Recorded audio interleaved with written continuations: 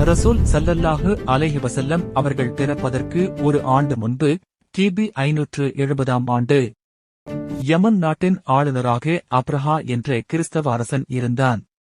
யமன் நாட்டு அரபு மக்கள் எல்லோரும் ஹஜ் செய்யவும் வணங்கவும் மக்காவில் உள்ள காபாவை நோக்கி செல்வதை அவன் பார்த்தான். மக்காவுக்கு கிடைக்கும் மரியாதையும் முக்கியத்துவமும் அவனுக்கு பொறாமையையும் கோபத்தையும் உண்டாக்கின.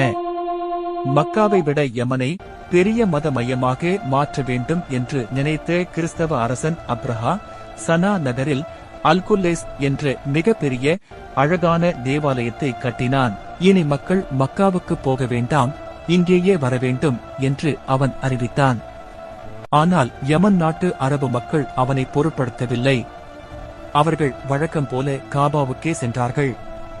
ஒரு இரவு யமன் அரபியர்களில் ஒருவன் அந்த தேவாலயத்தில் நுழைந்து அதை அவமதித்து மாசுபடுத்தினான். இந்த செய்தி அப்ரஹாவுக்கு சென்றவுடன் அவன் கொந்தளித்தான். என் தேவாலயத்தை இவ்வாறு அவமதித்தவர்களுக்கு பாடம் கற்பிப்பேன், இதற்கு காரணமான காபாவையே அழித்து விடுவேன் என்று சபதம் செய்தான். அப்ரஹா உடனே யானைகள் கொண்ட மிகப்பெரிய படையை திரட்டி மக்காவை நோக்கி புறப்பட்டான். அரபியர்கள் இதற்கு முன் யானைகளை பார்த்ததே இல்லை. அந்த படையின் முன்னணியில் இருந்த பெரிய யானையின் பெயர் மஹமூத். இந்த செய்தி மக்காவை அடைந்ததும் குறைஷ் மக்கள் மிகுந்த பயத்தில் உறைந்தனர். இவ்வளவு பெரிய படையையும் யானைகளையும் எதிர்க்க அவர்களால் முடியாது என்று உணர்ந்தார்கள். இது மனித சக்திக்கு அப்பாற்பட்டது என்று பேசிக்கொண்டு மக்காவை விட்டு மலைகளிலும் பள்ளத்தாக்குகளிலும் ஒளிந்து கொண்டார்கள். காபாவை அல்லாஹ்விடமே ஒப்படைத்து உயிர்காக்க மறைந்தார்கள். அரசன் அப்ரஹாவின் படை காபாவை இடிப்பதற்கு யானைக்கு முன்னே செல்ல ஆணையிட்டான். ஆனால் அதிசயம் நடந்தது. காபாவை நோக்கி யானை ஒரு அடியும் நகரவில்லை. வேறு திசை திருப்பினால் மட்டும் நடந்தது. அந்த நொடியில் வானம் இருண்டது. அபாபீல் என்ற பறவைகள் கூட்டம் கூட்டமாக வந்தன. ஒவ்வொரு பறவையும் சுட்டெறிந்த கற்களை தூக்கி வந்து அப்ரஹாவின் படையின் மேல் வீசியது.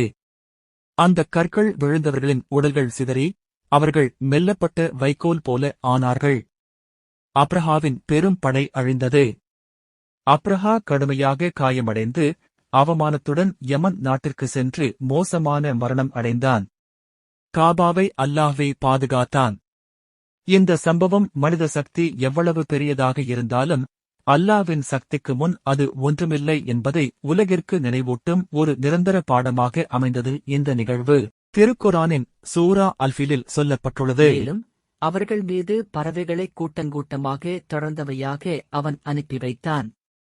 சுடப்பட்ட சிறிய கற்களை அவர்கள் மீது அவை எறிந்தன. பிறகு கால்நடைகளால் தின்னப்பட்ட வைக்கோல்களைப் போல் அவர்களை அவன் ஆக்கி அழைத்துவிட்டான்.